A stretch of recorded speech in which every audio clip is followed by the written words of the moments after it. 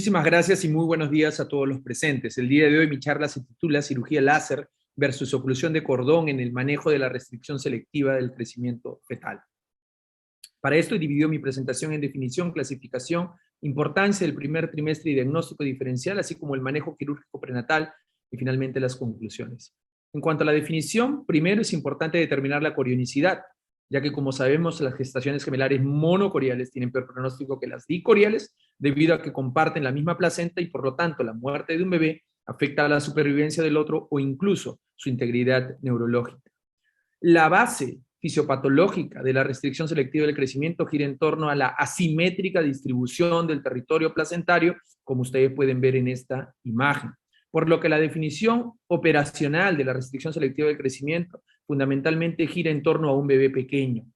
Y por lo tanto, un bebé que tenga un peso estimado por debajo del percentil 3 nos hace el diagnóstico de restricción selectiva del crecimiento fetal, o cuando se presenten dos de los siguientes 4 criterios: un peso del gemelo pequeño ya no por debajo del percentil 3, sino por debajo del percentil 10, asociado a una discrepancia intergemelar mayor o igual al 25%, o una circunferencia abdominal de este mismo gemelo pequeño por debajo del percentil 10, o el índice de pulsatilidad de su arteria umbilical por encima del percentil 95, recordando que la incidencia de esta complicación en las gestaciones monocoriales gira en torno del 10 a 15%. Una vez hecho el diagnóstico, tenemos que clasificar a esta patología en 3 tipos, fundamentalmente dependiendo del Doppler de la arteria umbilical del gemelo pequeño. El tipo 1 fundamentalmente tiene un Doppler umbilical normal en la ecografía y traduce una asimetría leve en la distribución del territorio placentario, por lo que el pronóstico es bueno para el gemelo pequeño, con una muy alta tasa de supervivencia y el manejo por lo general es expectante.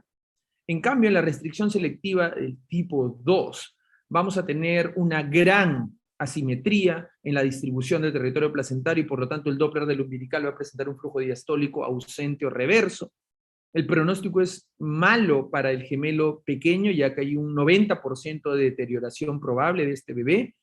Y tenemos básicamente 2 opciones: la cirugía láser o la oclusión del cordón, que es lo que vamos a tocar en esta charla. Y como ustedes pueden ver, la fisiopatología, como les dije al inicio, radica en una mala distribución del territorio placentario. En cambio, en el tipo 3, sumado a lo anterior, es decir, a la asimétrica distribución del territorio placentario, no tan grave como en el tipo 2, vamos a tener la presencia de una arteria, de una anastomosis arterioarterial que por lo general es bidireccional, y esta bidireccionalidad va a ocasionar o puede ocasionar hasta en un 15% de los casos la muerte repentina del gemelo pequeño, haciendo que el manejo de este tipo de restricción selectiva del crecimiento sea muy similar a la gestación monocorial, monoamniótica, que tiene que ser terminada alrededor de las 32-33 semanas. Ustedes pueden ver en el Doppler no solamente la intermitencia en el flujo diastólico de la arteria umbilical entre positivo, ausente y reverso, sino también al color Doppler la intermitencia en los colores. ¿Y cuál es la importancia del primer trimestre? Tenemos que recordar que la restricción selectiva del crecimiento es un proceso crónico que empieza desde el momento en que los 2 gemelos se distribuyen en la placenta.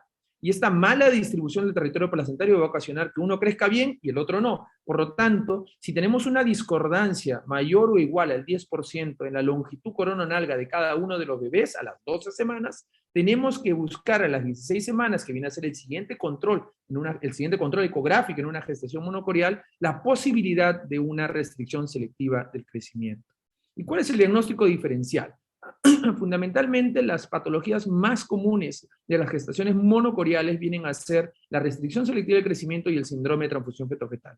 Recordando que la restricción selectiva del crecimiento básicamente es un bebé grande y un bebé pequeño, y en el síndrome de transfusión feto-fetal es la secuencia polidramnios oligoamnios.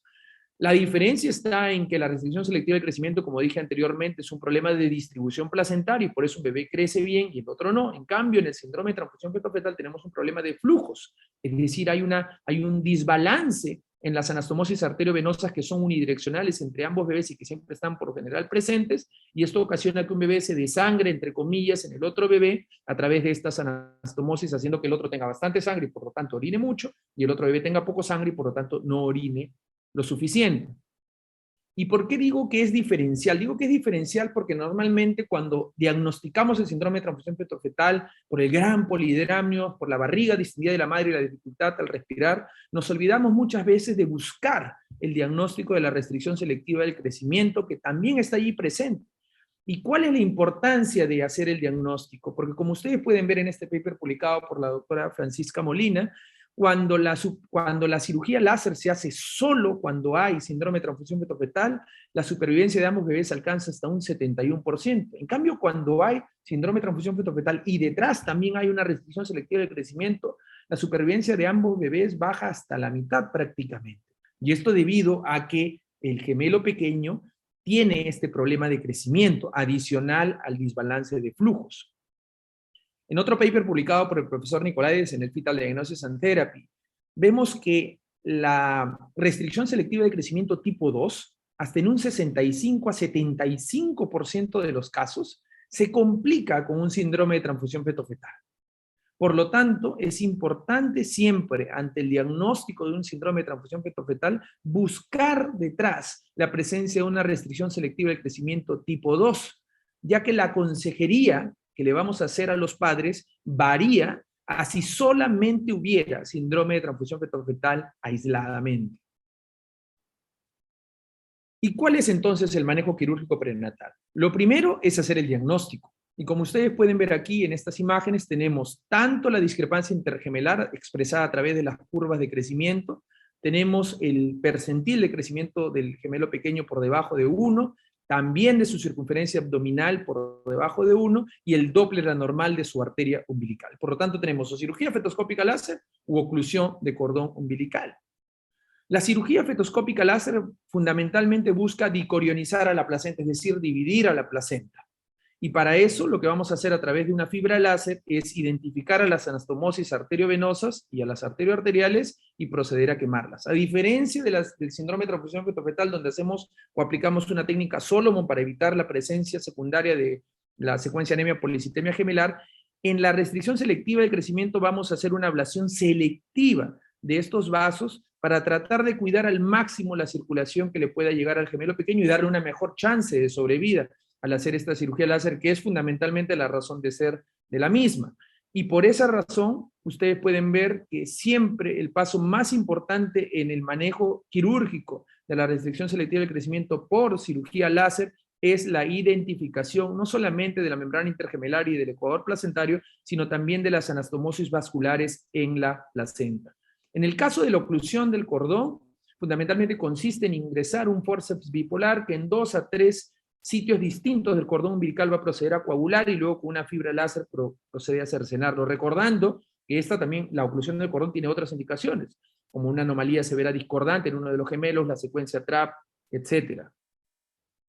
Cuando nosotros realizamos la cirugía fetoscópica láser, podemos obtener un resultado como el que ustedes pueden ver a la izquierda, en el cual sobrevivan afortunadamente ambos gemelos, y aquí ustedes pueden ver la evaluación postoperatoria al tercer día de ese caso que les presenté, o podemos tener este otro caso en el cual el gemelo sano sobrevivió a la cirugía una semana después de evaluado y el gemelo pequeño no logró sobrevivir.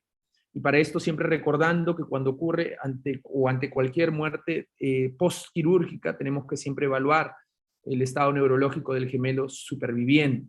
Entonces la pregunta que nos tenemos que hacer es ¿en qué ocasiones tendría que yo escoger una cirugía fetoscópica láser? ¿Y en qué ocasiones tendría que escoger una oclusión de cordón? Fundamentalmente la decisión final la van a tomar los padres, y habiendo entendido eso, tenemos que hacer la mejor consejería posible. En ese mismo paper que les comenté del profesor Nicolaides en el año 2015, él identifica 3 factores pronósticos para la supervivencia del gemelo pequeño una vez hecha la cirugía láser, que vienen a ser el Doppler del ducto venoso del gemelo pequeño, la edad gestacional al momento del láser y la cervicometría preprocedimiento. Cuando el ducto venoso era normal del gemelo pequeño, el 40% de estos lograba sobrevivir. Cuando el ducto venoso era normal, solamente el 12%. En este año, el profesor Schmid de Los Ángeles publicó un trabajo retrospectivo en el cual analiza 2 factores pronósticos en los cuales él hizo cirugía láser para restricción selectiva de crecimiento, identificando el pico sistólico de la arteria cerebral media y la onda A del ducto venoso.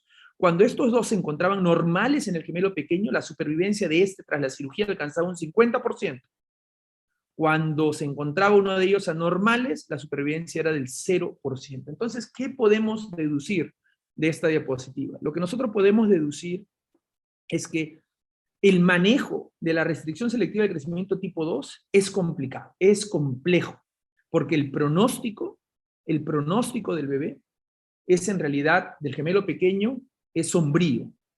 Entonces, cuando tenemos factores pronósticos como los mencionados, normales, es decir, un Doppler del ductus venoso normal del gemelo pequeño, su cerebral media normal, sería mejor optar por la cirugía fetoscópica láser. Pero si tenemos un Doppler del ductus venoso del gemelo pequeño anormal, o su arteria cerebral media alterada, o tenemos una edad gestacional de 16, 18 semanas que nos obliga a ingresar para realizar la cirugía, en esos casos sería mejor optar por la oclusión del cordón umbilical.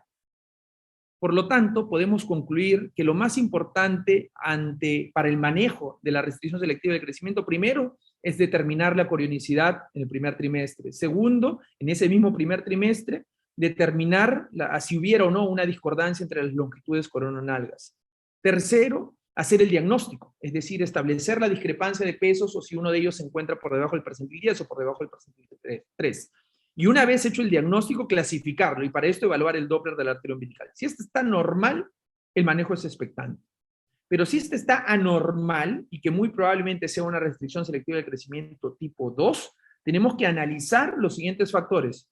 La presencia o no de un síndrome de transfusión fetofetal sobreagregado. El estudio Doppler del ductus venoso y de la arteria cerebral del gemelo pequeño. La longitud del cérvix antes del procedimiento y la edad gestacional al momento en el cual planifico o planeo realizar la cirugía. Tras esto, hago la consejería a los padres y finalmente son ellos los que conjuntamente con nosotros tomamos la decisión. Muchísimas gracias.